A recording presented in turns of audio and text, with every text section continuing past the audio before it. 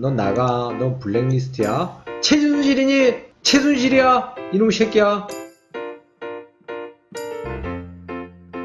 자, 지수를 보면서 현재 얘기하려고 하는 최근에 이제 많이 나올 수 있는 패턴은 지수를 따라가는 유형의 패턴들이 많이 나오게 될 거예요. 다른 종목들도 기타 등등 종목들이 이제 빠지면서 올라갈 때 맥점을 잡는 거거든요. 크게. 그럼 이제 큰 그림의 추세 하방에서 바닥세를 잡는 맥점을 여러분들이 잡으실 수 있는 그 그림을 이제 유추하고 있어야 된다는 거지. 한마디로. 하락장세에서 바닥 잡는 방법. 바자법. 네, 바자법 좋다. 바닥을 잡는 법. 바자법입니다. 바자법. 여기에서 이제 생각할 수 있는 게 하방장세를 어떻게 읽어내느냐. 이건데요. 이제 좀 복합 강의입니다. 복합 강의. 큰 그림으로 봤을 때 눌림목 잡기가 될 거예요. 근데 하락장세 바닥 잡기니까 모든 종목이 그리고 금융시장 자체가 바닥을 만들어내고 있을 거예요. 악재가 나온다는 거죠. 그러면 여러분들이 이제 주식을 하면서 받아들임인데 이 주식을 받아들이면서 무엇을 함께 보아야 되느냐. 금융시장의 흐름, 그리고 국제관계의 이해, 이런 거는 이제 기본적으로 해가시면서 읽어내셔야 된다. 전체적인 바닥세를 잡아내는 것이니까. 크게 봤을 때 제가 방송 시작하고 나서 리딩했던 기준으로만 말씀을 드릴게요. 2016년도에 바닥 잡기를 2016년도 10월달, 11월달에 방송 시작하고 공개방송에서 12월 대략 초순경에 맥점을 잡아내기 시작했거든요. 요건 이제 차트를 보면서 다시 한번 설명을 해드리도록 하겠습니다. 그리고 또 특징적으로 기억나는 게 2017년도 9월달 상방 올라갔을 때의 흐름을 다시 한번 체크하면서 이제 바닥 잡기에서 상승장 전환장을 한번 볼게요. 그럼 여기에서 이제 또 고점을 만들어내고 18년 4월 15일 매매를 일괄 중지하라. 특히 제약바이오 요런 내용들을 말씀드리고 7월달에 또 적극적으로 단기 눌림목을 만들어낸 거에서 바닥 잡기를 해서 초순부터 해서 다시 타이밍으로 봤을 때 매수세, 매수 진입, 9월달 또 매수 진입, 4월 15일 기점은 매도 하지 마라. 현금 보유 비중을 높여라. 그리고 2018년 9월 25일이었을 거예요. 북미 정상회담 페일 시키면서 제가 매매를 하지 마라 얘기를 해드렸거든요. 그리고 다시 매수세로 들어간 게 11월 초 다시 매수세로 들어갔거든요. 그리고 쭉 매매 잘하다가 미중 간 관세 협정 내용에 대한 내용. 그러니까 요거는 5월로 그래서 현재장까지 쭉 이어지고 있는 와중에 매매를 줄이고 있다. 간간히 한 번씩 집어넣는데 간간히 집어넣을 때 양봉 전환시키고 악재가 소멸됐었던 내용이고 어제 그제 제가 남해 내려올 때부터 해가지고 그러니까 8월 5일부터 다시 한번 매매를 잠깐 한번 또 도전 중에 있습니다. 적극적인 매수세는 아닌데 단기 반등. 이게 이제 아까 금융시장하고 국제관계를 이해한 다음에 시장을 함께 읽어가야 돼요. 전체적으로 봤을 때 큰 자리에 눌림목 자리에 바닥세를 어떻게 잡아내느냐가 포인트거든요. 이제 금융시장의 흐름을 첫 번째 봤을 때 내가 적극적으로 매수세에 나갈 것이냐 아니면 매매를 좀 자제할 것이냐를 판가름하는 기준으로 해 첫 번째 전체 나의 매수 매도세를 무턱대고 그냥 가는 게 아니라 꾸준하게 금융시장을 읽었었고 차트를 분석한 상황에서 2016년도 11월달 계속해서 금융발 악재가 2015년도부터 해서 그렉시트였고요. 마지막이 브렉시트고 일본 원전 폭파 그리고 단기권에서 위해나 위기가 잠깐 나왔었어요. 그래가지고 주가의 흐름들이 이제 요동을 치고 있는 단기 횡보장이죠. 이 구간에서 사실 힙소나 단기 급락에 대한 반등치 매매를 하시는 매매자분들은 성공을 할 수 있었습니다. 여기서 이제 반전시키는 흐름을 읽어내고 이 종목을 잡는데 여기에서도 각각 무턱대고 이제 도박수 있게 단기권 매매, 단타 영역에서 매매를 하더라도 반등 찬스에서는 쉽게 수익률들을 내어줬거든요. 근데 여기에서 고점 횡보장이 들어가고 첫 번째 그렉시트를 보면서부터 주가가 어떻게 되기 시작했어요. 횡보장으로 들어가고 밑에 힙소가 나온다는 걸 여러분들이 읽어가실 수 있었겠죠. 그러면 이전에 있었던 과거 흔적을 가지고 그래프가 한번 지나가고 나면 거기에 맞춰지는 지표와 기본 기준들이 나와요. 이것도 역시 마찬가지 크게 어렵지 않게 여기에서 읽어낼 수 있는 중요한 무슨 라인? 바닥세의 저점 구간의 흐름들을 읽어낼 수 있는 겁니다. 크게 봤을 때 최저점 라인 몸땡이 봉으로 요 정도 잡고 여기 또 캔들 부딪히고 여기 캔들 부딪히고 하방세에서 지지 저항 라인을 베이스로 깔고 이 흐름들을 읽어내셔야 된다는 거죠. 그러면 이게 계속 연속적으로 반복될 거예요. 지금장도 마찬가지고 그 빠지는 급락장에서 제 예상이지만 웬만한 사람들 그때 종가 못 나갔을 겁니다. 2, 3일 전에 종가를 다시 나가기 시작했죠. 기준이 없으면 못해요. 근데 기법 뼈 빠지게 배워가지고 왜 배운 겁니까? 바닥세 잡아내려고 기준 기법들 공부하고 배운 거잖아요. 떨리지, 무섭지. 근데 계속 떨고 있을 거야? 단타 치다가 갖고 가는 것만 얘기할 거야? 아니잖아요.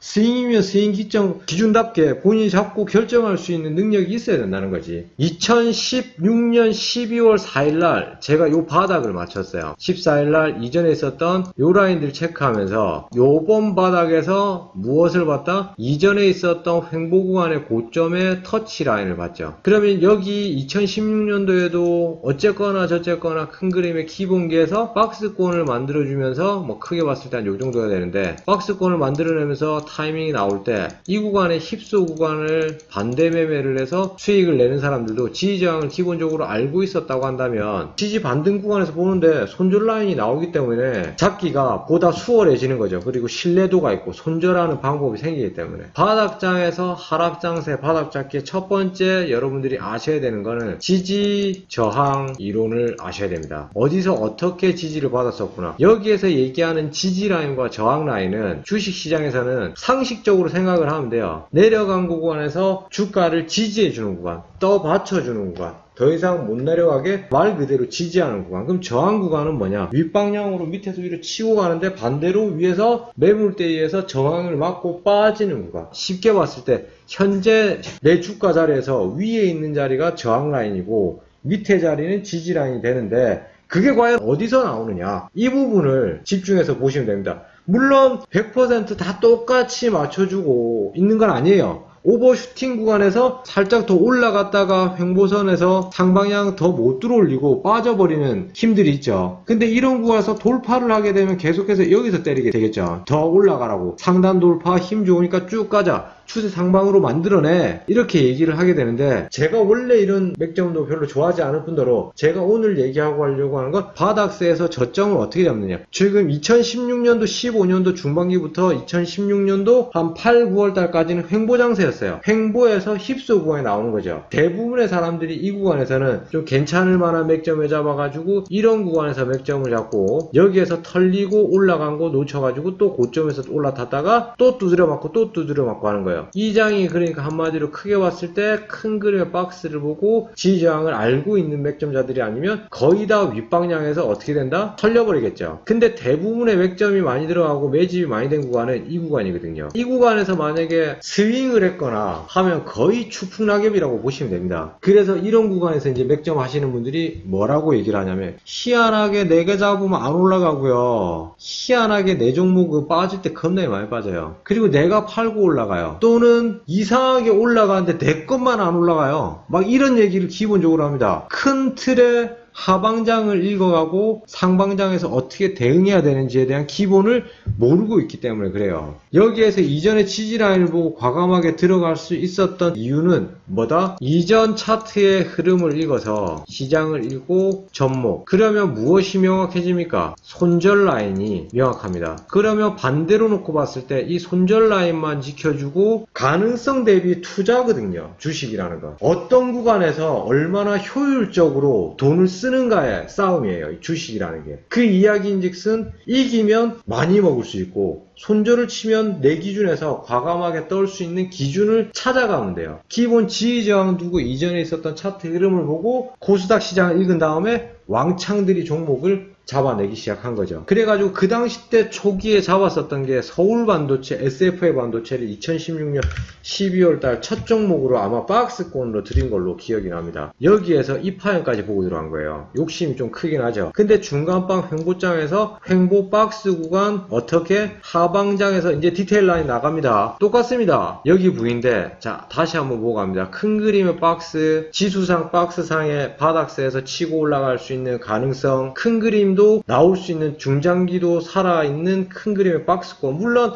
바로 올라간다 생각은 안 하겠지. 그렇지만 꾸준히 쫓아가서 박스권 챙겨 먹으면서 가는데 단기권 스윙 자리를 내어줄 수 있는 자리, 복합적으로 봤을 때 이길 수 있는 가능성이 많은 거죠. 반면 손절의 이유에 대해서는 딱 하나, 지지저항 라인 손절 끝. 눌림목 바닥세에서 어떻게 지지라인이 있는 곳을 선택하고 큰 그림으로 봤을 때도 상방이 많이 열릴 수 있는 가능성이 높은 자리, 지지가 어떻게 지수와 함께 명확하게 나와 있다고 판단되는 자리를 선별해야 된다. 지수와 함께 지지라인을 명확히 하는 자리, 알아들으시겠어요? 복합적으로 주식을 보는데 하나만 보고 그냥 뚝 잡는 게 아니라 그 박스 세 구간에서 맥점을 잡았고, 여기에서 드라마틱까지는 아닌데 뭐 25%가량 수익이 나왔을 겁니다.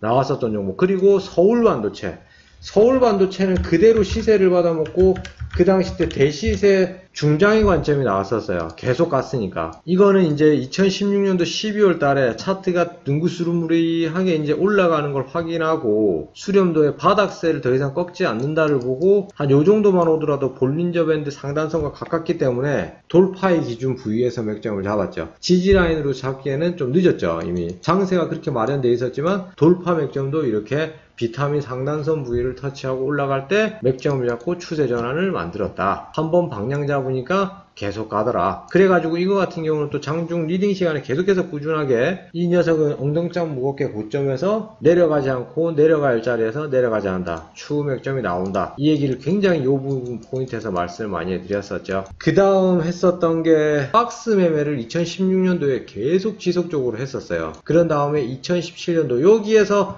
박스권 매매했었던 자료는 아프리카 방송 게시판에 가보시면 그 당시 때 박스권을 가르쳤었던, 그때는 장이 좀 약했거든요. 그래서 수익권 자체를 굉장히 소프트하게 1차 수익실은 뭐 5, 7, 15 뭐 이런 식으로 좀 소프트하게 분할 익절을 시키는 걸 좀 많이 가르쳤습니다. 369도 시켰었고요. 357도 했었어요. 357. 그만큼 장이 약했거든요. 2017년도 후반기부터 매매를 하면서 요즘 매매를 하시는 분들이 굉장히 큰 퍼센트를 많이 요구를 하시고 그게 좀 제대로 먹는 것처럼 생각하시는데 원래는 그렇지 않아요. 장세가 또 변할 거예요. 잠잠하고 조용한 장이 오면은 거기에 맞는 퍼센테이지를 단기권에서 공략하셔야 됩니다. 그래야지 승률이 높아진다는 거. 장세를 읽고 그때그때 수익률에 대한 퍼센테이지도 무조건 나는 스윙이면 뭐 7%, 10%, 15%는 먹어야 스윙 성공 아니야? 그렇지 않습니다. 장세에 따라서 분명히 변한다는 거. 요것도 한번 장세에 따라서 수익률, 변동성이 다르다는 거. 그래야지 하방세에서 맥점 잡아서 이길 수 있는 확률이 어떻게 된다? 높아진다. 2017년도 9월 달에 지속적으로 또 지수를 잃는 맥점이 또 나와져요. 여기에서 횡보장에 나오던 주식들이 2017년도에 12월 4일날 맥점을 잡은 다음부터는 이제 굉장히 큰 맥점이 나왔죠. 큰 맥점이 나오고 바닥세 최순실 잡혀 들어가면서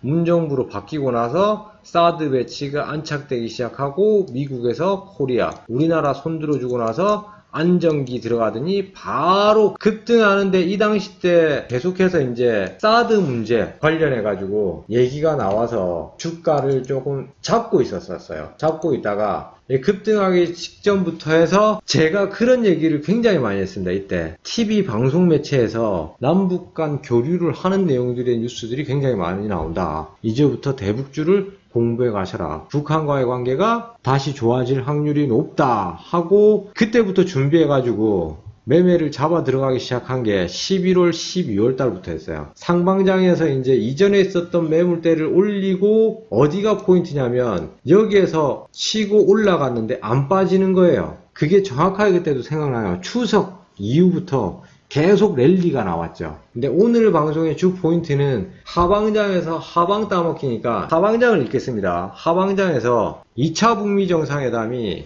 결과가 따라오지 못했었어요. 그러면서 단기 고점을 만들어냈었던 대북주와 함께, 그리고 대북주는 사실 뭐 여기서부터 꺾이기 시작했는데 그 기점을 신호탄으로 해가지고 주식이 그냥 곤두박질 칩니다. 근데 4월 달에 크게 봤을 때 대북의 흐름하고 대북주의 흐름과 제약주의 흐름이 두드러지게 하방세를 나타나기 시작하는 장이었죠. 뭐 이런 내용들이 나오면서 조금 있다가 뭐 5월달 넘어갈 때는 하여튼 삼성바이오로직을 또 금감위 조사가 들어가기 시작하면서 직격탄을 먹고 제약주를 다 떠나라고 그렇게 방송에서 얘기를 많이 했어요. 이 장이랑은 현재 장이랑 다르지만 차트 이론상 급하게 떨어졌으면 급하게 올라오는 것이다. 세게 올라갔으면 세게 빠지고 세게 내려갔으면 세게 올라오려고 하는 주식은 중심을 다시 찾으려고 하는 성질을 갖고 있다. 플러스 마이너스 극처럼. 그렇기 때문에 지켜낼 확률이 있는 고점 횡보 라인이 있다. 그리고 돈 많이 벌었으니까 요번에 해도 된다.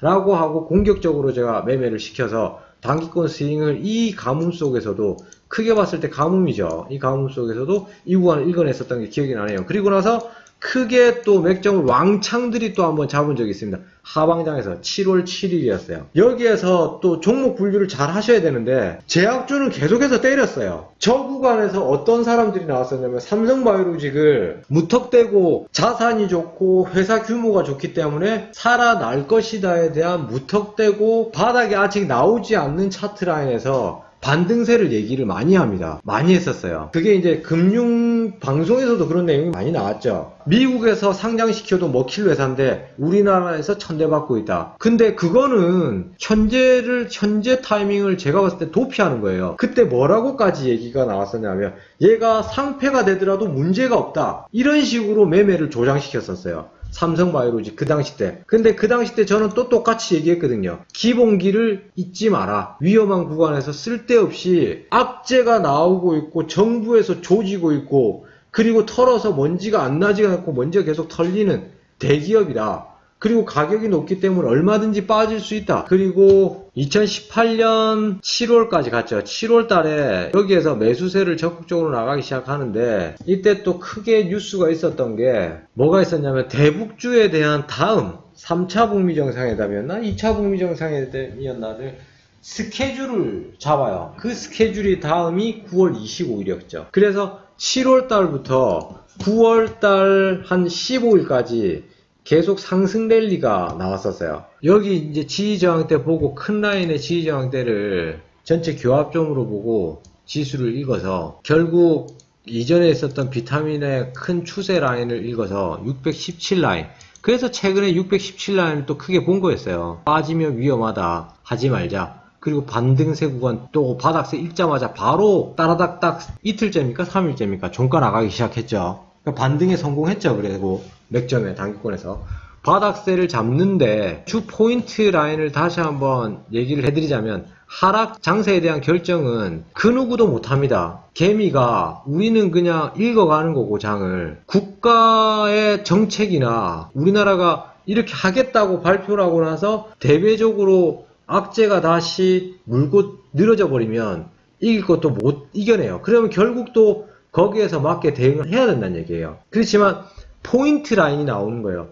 계속 주구장창 하방세에서 매매 반등 나올 거야 지고 가거나 신규 맥점 이게 아니라 아까도 얘기했지만 효율적으로 내가 투자를 하는데 효율적인 구간에서 맥점을 잡아야 된다. 아시겠어요? 맥점 구간을 어디에다가 써야 될까? 내가 돈을 주고 투자를 해야 되는데 투자해야 될 구간이 이 시기가 차트 흐름상 어딘지를 읽고 가는 기본기가 돼야 된다.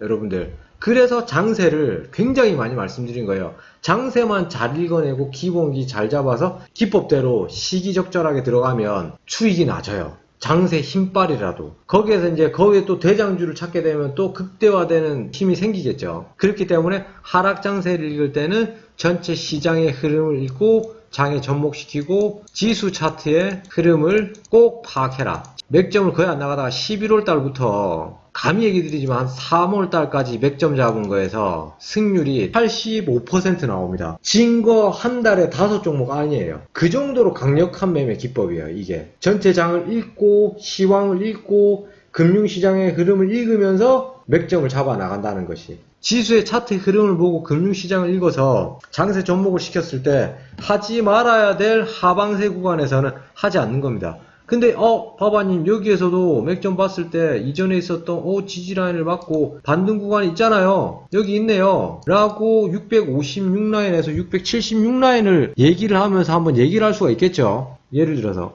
656라인에서 7월 중순새 나는 아베고 모시고 이기고 싶어서 한번 했어요. 저항 구간이 있으니까 좋아요. 하세요. 하더라도 꺾이면 팔아야죠. 바로 빨리 하루 이틀 만에. 하지 말라 그랬고 계속 하지 말라 그랬잖아. 짧으면만 하고. 근데 고지 많아가지고 했는데 지면은 팔아야 될 거 아니야. 장세도 보고 내 종목도 보고 장세도 빠지고 내 종목도 빠지고 뭐 어쩌라고. 그러고 있는 와중에 5월 말 여기에서 또 시발점의 스타트 라인을 끊는 하방 장세가 나오는 건 북미 정상회담이 거의 결렬됩니다. 왔다가 그냥 비행기 타고 가버리죠. 트럼프 정상회담 협상이 완전 쉣더박으로 말아먹어요.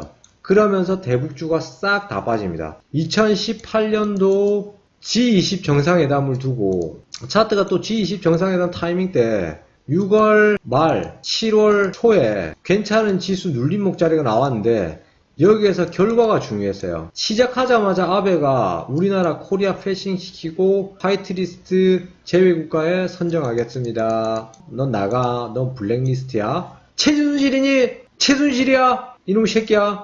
2019년도 날짜 잘못 썼네. 연도 2019년도 기점에서 파형 바뀌고 지수 하방을 이끌어 왔고 현재점에서 2019년 현재 8월 초순에 뭘 봤냐면 2018년도 타점을 보고 이전에 또 현재 시점 부위에서 차트가 만들어졌는데 이전에 있었던 지지라인 부위를 터치를 하면서 뭐 저항 구간 지지라인이 분명히 있죠. 575라인하고 540라인 부위에서 저항이 있는데 이전에 있었던 지지라인이 있는데 이 지지라인에서 흐름이 나오는 와중에 우리가 겹쳐서 볼 수 있는 게 뭐가 있냐면 뭘 봤냐면 조금 너무 악재 속에서 단기권 맥점을 꼭 잡으려고 한 것 같이 보일 수도 있어요 사실. 근데 그게 아니라 있는 그대로 본 거예요. 저는 가능성을 조금이라도 있는 구간에서 빠지는 장세에 반대 매매가 나오기 시작하면 맥점이 나올 수 있다를 기법적으로 인지를 하고 있었던 거고, 그리고 장세의 흐름으로 놓고 봤을 때는 문재인 대통령이 금융관리를 해라 라고 이제 직격탄을 날렸어요. 경제부 장관에다가 대고 환율 방어하고 할 거 해. 금융시장 방어에 나서야 된다 얘기를 했어요. 그 이야기를 확인하고 제가 종가를 들어가기 시작한 거예요. 그리고 화이트리스트 확정이 났습니다. 일본발. 그러면 이전부터 있었던 악재가 대외적으로 나와 있는 악재, 너도 알고 내가 알고 다 알고 있고 주식시장은 빠졌고 저점 지지 구간에 터치되어 있는 와중 속에 그 다음 자리를, 자 그러면 악재 소멸을 시키고 악재가 이제 소멸이 아니라 악재 확정 이렇게 할 거야. 야 너 센팅한테 꽂을 거야.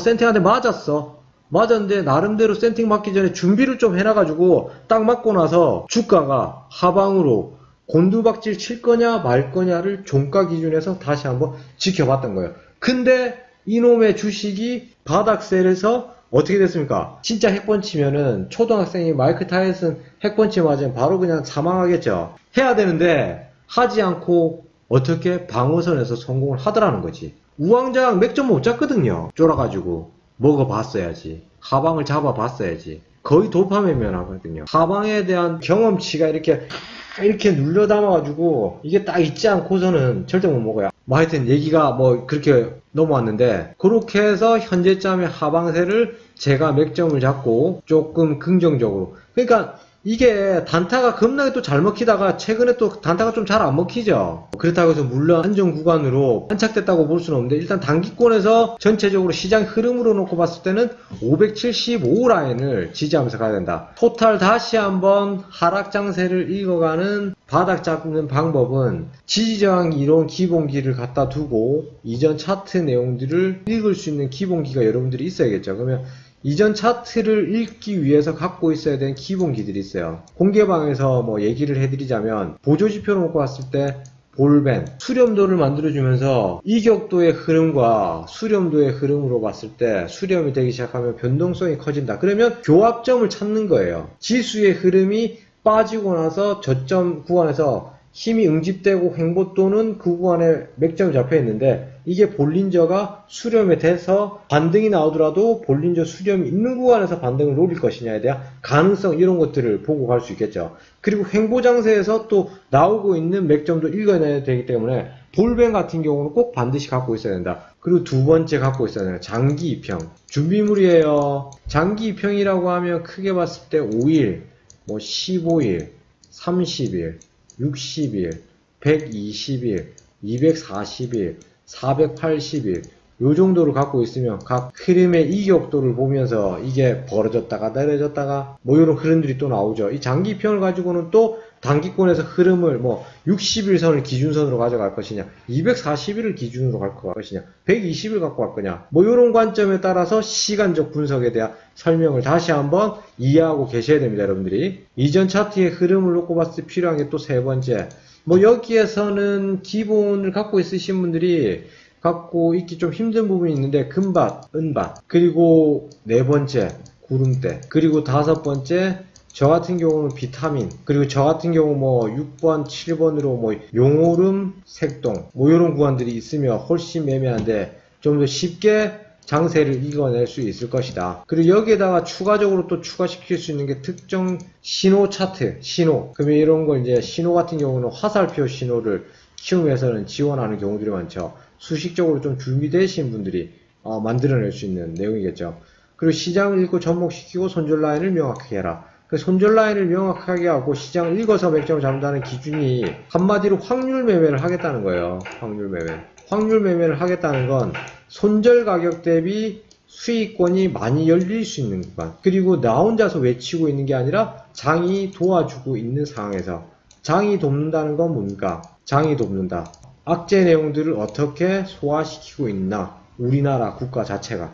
이런 부분들을 전반적으로 읽고, 그리고 그게 차트로서 반응이 나오느냐, 그 차트 반응이 긍정적으로 나오느냐, 이런 것까지도 복합적으로 읽으면서 매매를 하셔라. 이 모든 것을 알고 맥점을 잡아야 보다 더 안정되고, 그리고 이 정도 흐름을 읽고 가야지 본인 신뢰도가 생길 수 있다. 종목에 대한 신뢰도를 만들어낼 수 있다. 예, 바자법이었습니다. 바자법. 바자법. 아, 이름 좋다. 바자법.